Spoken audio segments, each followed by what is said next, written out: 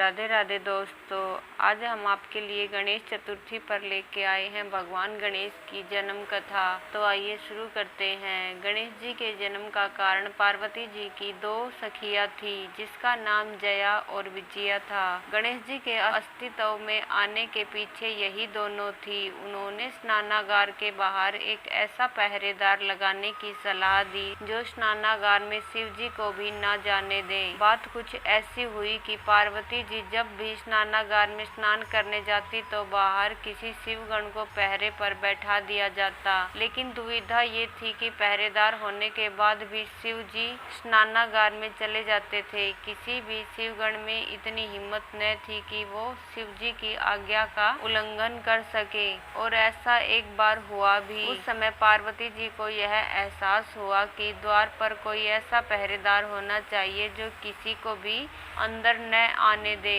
बस इसी विचार से पार्वती जी ने अपनी सखियों की बात को मानते हुए अपने शरीर में लगाए हुए उबटन से एक पुतला बनाया और उसमें जान डाल दी। उसे आशीर्वाद देते हुए पार्वती जी ने उसे बताया कि तुम मेरे पुत्र हो, तुम्हें यहाँ खड़े होकर पहरा देना है, और जब तक मेरी आज्ञा न हो किसी को भी अंदर मत आने देना।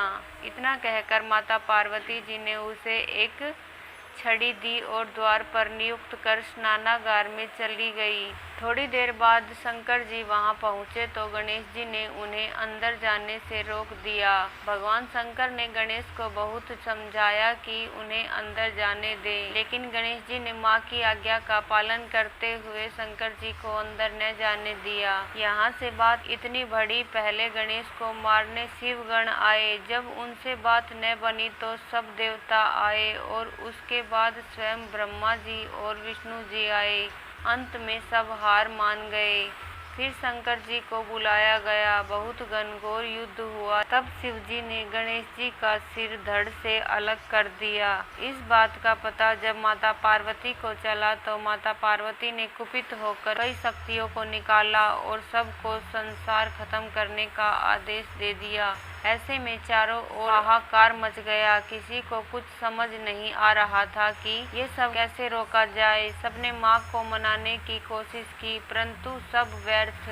अंत में नारद जी ने ये उपाय दिया कि माता उमा की स्तुति की जाए, जिससे उनका क्रोध शांत होगा और ये सब रुकेगा। सब ने ऐसा ही किया और माता पार्वती जी इस बात पर मानी कि उसके पुत्र को दोबारा जीवित किया जाए। शिव जी को जाकर सब देवताओं ने यह बात बताई तो उन्होंने कहा कि उत्तर दिशा में जाओ और वहाँ जो भी प्राणी मिले उसका सिर लाकर गणेश के धड़ से जोड़ दिया जाए। जब देवता उत्तर दिशा में गए तो उन्हें सबसे पहले हथनी मिली, जो अपने बच्चे से पीठ फेरकर सोई हुई थी। देवताओं ने उस हथनी के बच्चे के सिर को काट दिया और वो लेकर शिव जी के पास आए। शिव की आज्ञा अनुसार हाथी के मस्तक को लेकर आए और गणेश के धड़ के ऊपर लगा दिया।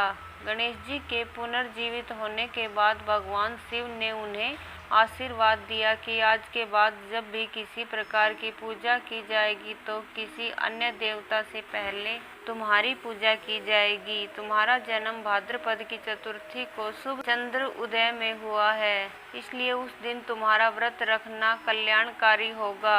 गणेश चतुर्थी का यह व्रत महिला और पुरुष दोनों के लिए लाभकारी होगा। तुम्हारा व्रत रख के मनुष्य जिस चीज की कामना करेगा उसे वह प्राप्त हो जाएगी।